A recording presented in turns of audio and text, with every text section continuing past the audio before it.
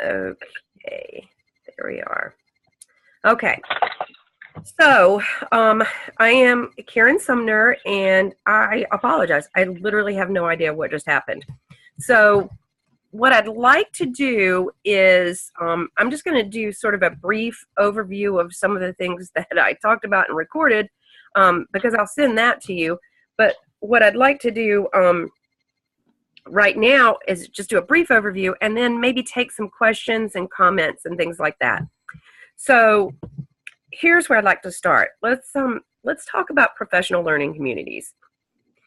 You had to jump into that task, both feet out, first week or two of school for many of you, and that was a monumental task, because what you were really being asked to do was start a professional learning community, even though you may be involved already in at least one at your school, and probably are. But here's what we're finding. Number one, it's a really different experience to initiate a professional learning community than it is to just be in one that you're assigned. Okay, so that's the first experience, and we wanted you to have that leadership experience of initiating purposefully a professional learning community. The second part of it is the opportunity that the entire artifact gives you to not only do some research on why professional learning communities are important, but to really think about the data and what you have, what you don't have at your school, and then how do you present that data to your team, your professional learning community, and then make a determination about what's going to make a difference for our students. What do we need? What is the data telling us that we need to do here at the school? And then develop an action plan. So there are multiple leadership components involved in that PLC. So what I can give you, I know you've got a decent number of resources that were provided within your course in Blackboard. I've got more if anybody sort of thinks it's important or necessary. I have some stuff on creating norms, on how you decide what data to use, agendas, etc. So at this point, how about some questions in terms of the APSL? And I'll give you guys a moment, and if no one has one, we'll keep going, but I'm certainly glad to talk about that at this point. I'm definitely interested in some of your documents for PLCs. I'm new to my school, and the principal's actually looking at revamping like our PLC agenda and things like that, because a lot of teachers are doing things out of compliance, and so we're really just looking to revamp our whole PLC process. So our last admin meeting, we sat down and tried to bring together, because it's actually like a lot of new hirees on the admin team as well. Right. So I'm interested just in some of those documents to share with the team, and just see if we are using the 4 guiding questions. What do you want students to learn? What do you do? Those from PLC, research in general, but having that template, right now our template is just too extensive. And teachers I've said in the PLCs and the one that I'm leading, letting them know we're coming, we understand, your frustrations, and we're trying to work to something to keep it common amongst the whole school. Courtney, that sounds good. I'll give you some sample agendas and Okay. some norm setting, and then what I'll also share with all of you, and you totally can take it or leave it, is a couple of PowerPoints that I've used as kind of guiding templates for me over the years when I've gone into schools, supported wherever they were with professional learning communities. So I'll share that, and you are all welcome to run with it. You could just, ignore it or use them at your will. Because what you're experiencing is very, very common. We were told professional learning communities were important. We were supposed to be doing them. And in some cases, it's still a family meeting where everybody's in the room together, but we're calling it a PLC, which is sad. Yeah. But even if it's a group of people who have a like-minded goal, sometimes it's hard to get there. In a couple of cases, we had a bunch of schools in the last few years who were doing a lot with data teams, which sounded great, except that they spent 40 minutes the entire time, and this was what they were told to do. But they spent the entire 40 minutes looking at the data. And then the time would be up and you'd be like, well, that was great. We understand the data, but the so what? We never got there. So I really want you all to concentrate on getting to the so what. So I will get all of that to the other instructors by tomorrow afternoon. Okay, that sounds good. Good. Thank you. So, I have a question. So, because I know I have my clinical coach too that I've sent my task to review. So if they think it's okay, then I'm fine. Yes. Am I assuming correctly? So if they do not tell me to make any changes or do anything, or to change anything, am I good to go? Yeah. I mean, so sorry. I have a wayward dog. I apologize. My dog heard your dog, so she's running to the window. Sorry. Okay, she's locked out. Okay, so I'm so sorry. Will you repeat the question just a little bit in terms of task 2? Okay, so we're doing 5 tasks, and we have clinical coach 2 that reviews the task. Right. So I know I've been sending my task to my CC2. So Okay. if they review it and they give you the green light to go ahead, does that mean we're okay, we're on the right path, we don't have to make any corrections? That is if they do not tell you to make any corrections. Okay, that's true to a certain extent, but now don't forget the peer review process, because that's absolutely critical, not just for your grade in 601, but to get that peer experience, because you're seeing each other's. So you have peer Zoom meetings and you read each other's, they're put in discussion board and you're reviewing each other's. You need to each review two of your peers, and I think you've probably all been placed in those groups. So that part is critical. Like the clinical coach and even your site supervisor, and sometimes people will get additional people who are not related to Gardner Webb at all to review it, and that's great.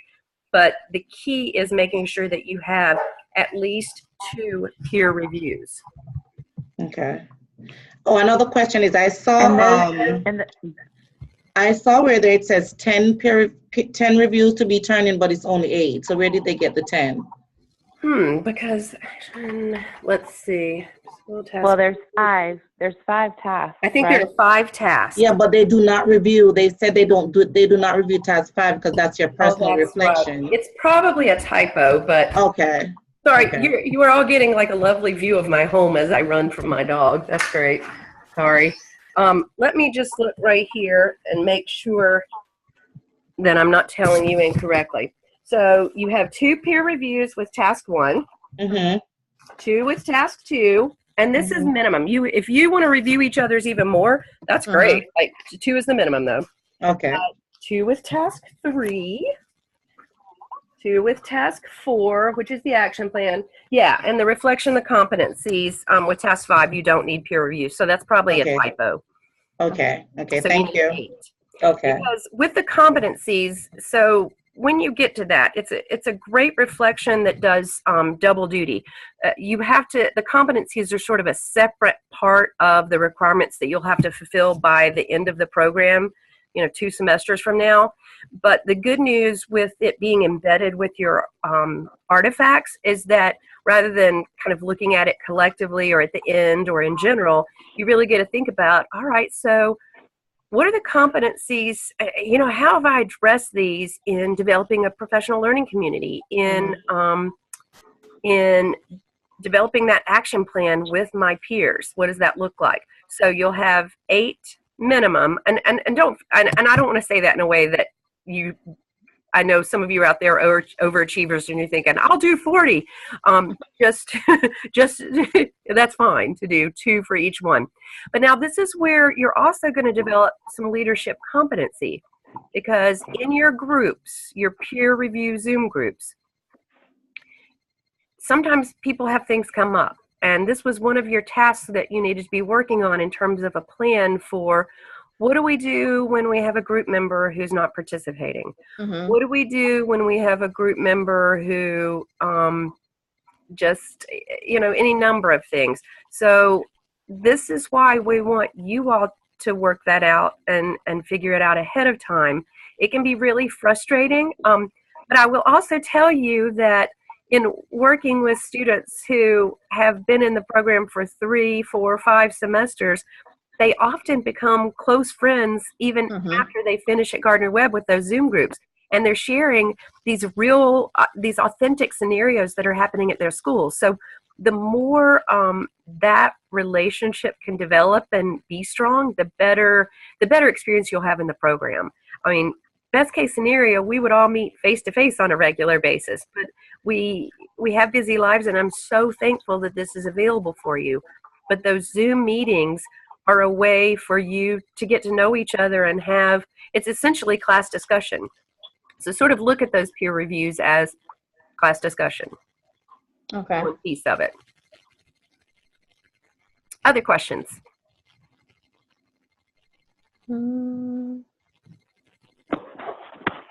So when we finish these APSLs and these tasks, they're going to have to be uploaded to 2 different sites, correct? So they'll be uploaded to our Black Book site and to our task stream? Yeah, you're going to be doing everything all along in Blackboard, and that's where your peers will be able to look at them to do the peer review and to look at everything, and they can upload their peer reviews there. It's where... But eventually everything's going to have to go to that one spot. Yeah. Eventually it will go into task stream, and your instructor will know when that time is and when you're ready. I know this is confusing because you're dealing with 2 platforms, right? You've got Blackboard, where all your coursework stuff happens, and then you've got Task Stream, which is eventually sort of during and at the end of the semester for you, you'll go. But don't worry about Task Stream right now until you have completed the APSL. Okay. So let's talk about, and I know more questions will come in, and that's great. One of the things I really want you to think about as you are creating these artifacts and as you are responding to each other in Zoom meetings, etc., really think about the readings that you have. And we're trying not to bombard you with just theoretical stuff. We're trying to give you a lot of practical readings and current things that are going on. But really try to make sure you're including some of those readings in all the work that you're doing as part of the Gardner Webb program. You have the chapter, I think it was last week maybe, on decision making, and then you've got some really good stuff in current issues and trends on some data sources that you can look at as you're looking at tasks 2 with your APSL. So really try to be up to date, and know that the expectation is that you're not just, you can kind of skim some stuff and read some stuff more thoroughly depending on your interest and need and background, but really try to think about how you can include those readings in your work. Other questions?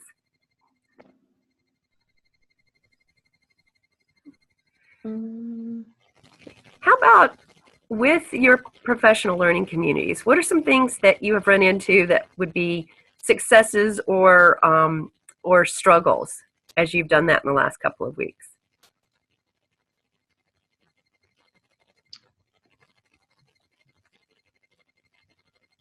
Well, let me speak. Okay, so the good thing with my PLC team members is that the goal that I'm focusing on, it has been a struggle that we've been talking. We talk about it like every day. When I say every day, like every morning, like when we are on lunch.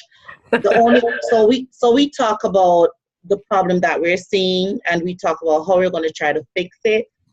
The struggle is that because we're a late school, the meeting times, and then because we also have meetings during the week, so it's really hard for me to say, okay guys, we're going to meet at 8 o'clock on Thursday because we just had a staff meeting Wednesday, and then maybe another meeting Tuesday. However, I do have some really good team members that are willing to meet with me, so I try to make the meetings like every other week, does not to let them come out 2 days or 3 days early every week. And that's a good point. Sorry. That's a good point in terms of the compressed nature of this class. It's the opportunity that you all are getting to finish in 3 semesters is amazing. I mean, that's just fantastic. But with that comes some issues in terms of having to do those things more quickly, like PLC meetings, than you would otherwise. So I know that makes it tough. I will say that after the APSL, a lot of what you'll be doing is not as it's not as demanding in terms of consistent requirements from other people at your school. Okay. I think for me, this is the most difficult one in terms of making that happen, if that helps a little bit.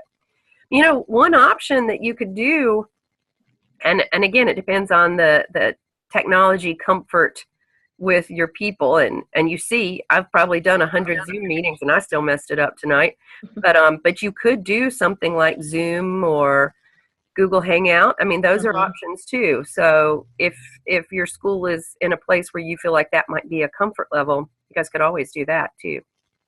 That's a good idea, but you did raise a point as far as like the timing. I'm in a kind of weird situation where I started my school 2 weeks in because I got hired late leaving my previous school. And so PLCs have definitely run smoothly in that first task. What I'm running into with the second task, I'm trying to stick with like week by week, especially with my Zoom session teammates. And what I'm running into right now is the data collection piece. And, you know, scheduling time to have that presentation, knowing we're kind of revamping our PLCs. So I guess my big question is, without me feeling too far behind, what is a good timeline? Like if I know I'm not going to turn in this, the second task with the data when it should be, in my opinion, due, what is a good, should I communicate that, or what's a good time? I already let my Zoom team kind of know, because I know we meet every Sunday night for the Zoom sessions, but I let them know like I have parts of that done, but as far as the presentation to my PLC and kind of like that action plan has not been completed. So you've got a couple of routes here that you can go. The first thing is communicating to your Zoom team, like you said. Oh, yeah. So what you all, if your Zoom teams haven't done this yet, here's what I would suggest. Come up with a plan for if one of us runs into this situation, either because of weather or because you're new to the school, any number of things. Can we make a commitment that two of us will go back later and peer review? Oh, okay. So yeah, and that's totally fine. Yeah. Is bottom line, as long as it's into the final artifact is into your instructor and into task stream at the appropriate time, and you can check that out in your syllabus, then the only other issue is, can you get two peers to review it? And that's why that agreement ahead of time is so important. Okay. Because I know last semester I had some folks who had really good reasons for being late with some of that stuff, but they hadn't worked out an agreement with their Zoom team, and so they were kind of dead in the water in terms of having to have those peer reviews. So that would be one option. The other option would be, if you've got some of it, but you're missing a couple of pieces, I might go ahead and share with your Zoom team, your peer reviewers, what you have and get back.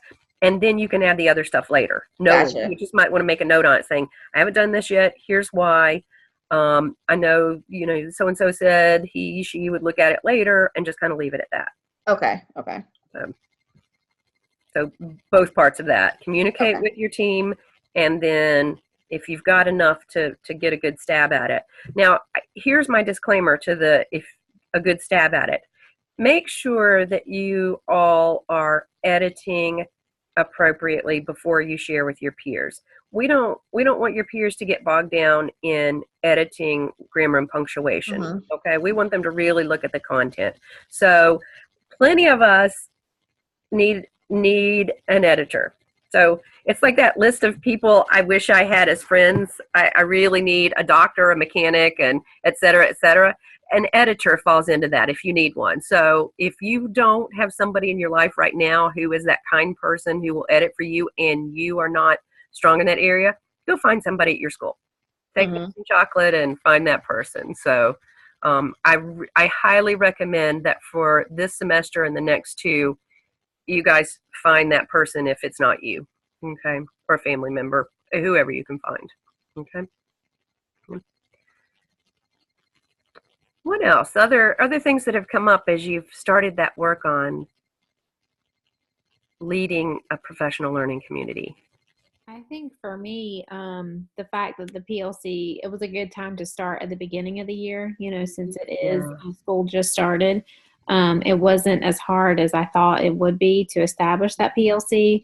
I guess my biggest challenge right now is we had said that we would meet once a month just so that we wouldn't have to, like, I wouldn't have to have them meet so often. But I'm thinking we might need to revamp that and meet at least twice a month just because of the demands of the APSL. Right.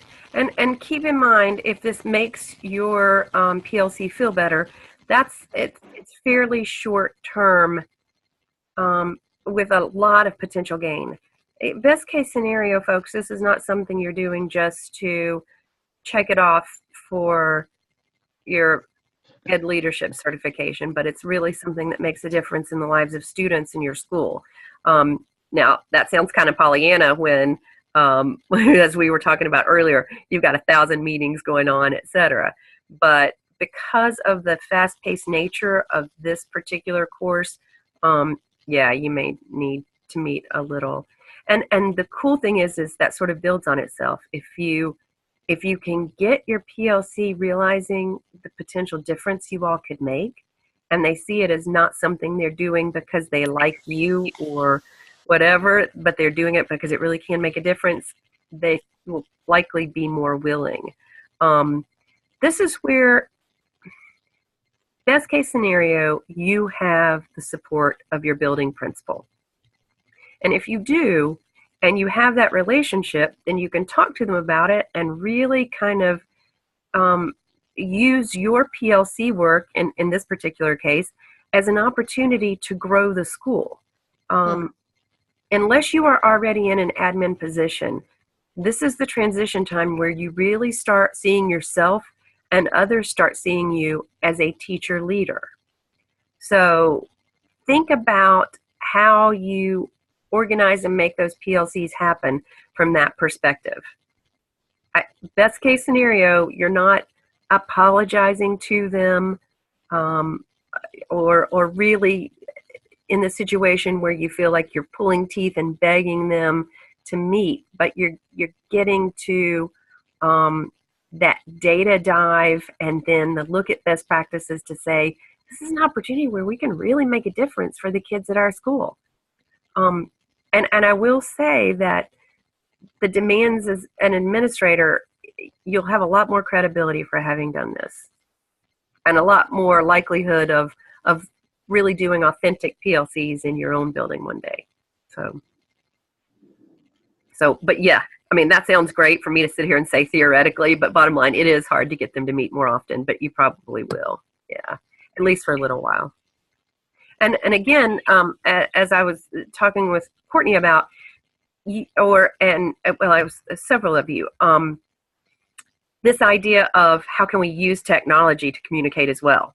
So as you're sharing some of that data, as you're thinking about best practices, it may be that some of that doesn't all have to be face-to-face. So if that helps a little bit in streamlining things and sharing, then and your PLC is comfortable with it, then you can kind of go that direction too.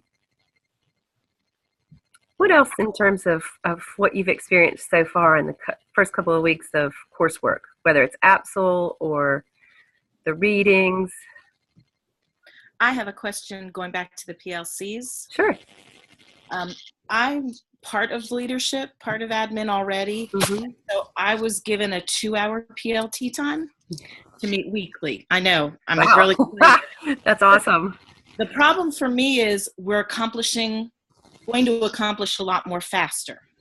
Yeah. Because with 2 hours of dedicated time, I'm anticipating this Friday we will have a complete review of data and start looking at possible best practices and action steps moving forward. Is it best to cut that into multiple videos than to use, or is it better to use multiple weeks? Well, I would just maybe do video clips from it. Okay. And just get bits and pieces. But definitely, because you have this like real world, authentic, great opportunity, you might also want to look in terms of that action plan. You may look at short-term versus long-term, short-term goals, long-term goals. And what you share in terms of the APSL might be one or two of the more short-term goals, whereas because you've got the opportunity to really, really keep on going in the dedicated time, you may want to have some bigger goals that go beyond what you do in the APSL. Okay. And that's kind of where we were at the end of our first meeting. We kind of set a long range goal for growing our scores overall. And then short term, we're going to look, I believe, specifically at each individual standards kind of. Okay. Yeah, that sounds good. So it may be a standard or two that you can sort of say, pre, post, where are we here? Okay. Yeah. Thank you very much. Yeah, just do clips. Otherwise, I mean, just imagine kind of trying to upload hours worth of video. You don't want to. You don't want to be in that situation, no. That's why I wanted to ask, because I wasn't quite sure how much documentation. And it would be really great if you could do clips of just different parts of it, but get the gist of it. And then I have a question as well. Sure. My Zoom group, we're trying to come up with the schedule and plan our dates, and we're kind of all on different pages. Are there any kind of suggestions as to, is there a great way to complete that form? And I can see by that look. Yeah, that's part of your leadership experience and working with people who you don't know and who are different from you, different lives, different schedules, etc. So it's hard. You are all busy leading these crazy lives, and we have this great opportunity, and it's a horrible opportunity. The great opportunity is that you can do these things online, and we're taking this online course. The horrible opportunity is we're not meeting together on Mondays from 4 to 9, where we would have these peer review groups. I mean, it's just a different situation, but part of the trade-off is finding that time. So depending on because I don't think any of your peer review groups have more than 5, so that wouldn't work. That's a tough one. And it may be that it gets weird. I remember a class I had about a decade ago where we had some folks who were overseas on duty. And so we met at like 6 in the morning, which was insane. But that, so I wish I had a good solution, but it's tough. And it may be that you have something weird happen occasionally, but if at all possible, find a time where you can all meet. Okay, it's weird. Thank you. Even if it's just, you don't have to do that full 40 minutes. So just kind of think about what that can look like. Yeah. I have a question regarding recording. Like, what method are we using to record? Are we using cell phones? Are we using a video camera? I just want to know, what is the best method to record? In terms of your PLC meetings? Yes, ma'am. Okay, so honestly, the best method is probably what we're doing right here with Zoom, because you can do, it's, up to 40 minutes. It's free. You can do it as many times as you want. And, you can put the computer right there. So you could do cell phone, you can take pictures. I don't want you all to get bogged down in the video part to the point where it takes away from the quality of the PLC experience. So don't let that be like a crazy thing for you. But I would try, now that, as you all have started using Zoom, you'll get increasingly more comfortable with it. I would say maybe try that and just say, and I wouldn't try to do the whole time. Right. I would do a few minutes here and there, maybe get to the point where you're doing the whole time. But remember that part of that is documenting with the video. Sorry, we're almost, we've got 10 minutes. So, but the main part of that is really making your PLC happen. So you've got some video evidence in there, but the key is the work that your PLC is doing. So, thank you. And I know we've got groups that are in varying levels of comfort with that. If I'm going in a school where they have just really started doing true PLC work, they do not want to be videotaped. Now I've done it, and it's been really fascinating to do a video at the beginning of the year after I've just done some initial sort of PLC support. And then at the end of the year, where they're like, literally, I've had people crying and saying, this was amazing. Look where my students grew and look at where we are as a group. So I'm not trying to be too Pollyanna about that, but it can happen. But don't let the video become the focus, I guess is what I'm trying to say. And sometimes that can happen. And oh, yes, there's a question here. Videoing is optional. Yeah, there was some confusion over that because in one place it says that it's not, one place that it says that it is. It is optional. At some point it would be nice if you've had a video clip in there, but it's not a death knell if you don't, okay? So just know that too. Good question out there. What else? Other questions? Concerns, readings? It's a lot. You'll get in the groove. I really hope that your Zoom groups, your peer review groups will become that sounding board for you, and you all communicate with each other and have ways to contact each other outside of Blackboard. It really can make a difference. It's nice to have that support system. And just know that you can contact all of us. I'll make sure you have my contact information, and I'll share the PLC stuff with you. But you know, we really tried to be as helpful as we can. We know that it's really confusing as we start off here at the beginning of the year, but once you get the groove of this, it's going to fly by. And my biggest hope is that you will really seek out leadership opportunities and start putting that leader hat on whenever possible. Not in an obnoxious way, but just that you will say, where really being self-reflective and self-aware, where are my strengths as a leader right now? Where have I had leadership opportunities? And where do I need to grow? Where am I not comfortable? And be proactive about seeking those out. The stronger your relationship with your administration, the better, because they really want you to help them. So they will be glad for that. But I hope that you will pay attention to that and think about, how can I grow as a leader? That will make a big difference.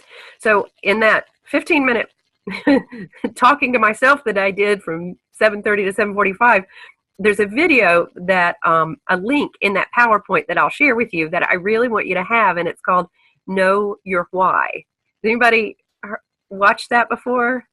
It's this comedian, a music teacher. He's talking with a music teacher. It's really amazing. And I got to tell you, now at the beginning of this program, particularly when you're feeling bogged down and wondering, what is my why? I hope that you will take a couple minutes, it's like 3.5 minutes or so long, and watch that video clip about knowing your why and really thinking about it. Think about it in terms of your ed leadership philosophy, the paper that you wrote, and really think about that as you work in your PLCs and go forward. Okay. Okay. What other questions, concerns, comments? Anything? Let me see if I can pull up the chat, see if there's anything there. Finding a common meeting time. Yeah. Okay. Thanks, Shamika. Yeah, video is optional, and the sharing the presentation, I will share, I will put it on my course in my 601, and then I will share it with Dr. Neal and Dr. Church, so they'll have it as well. So we'll make sure that you guys can look at that.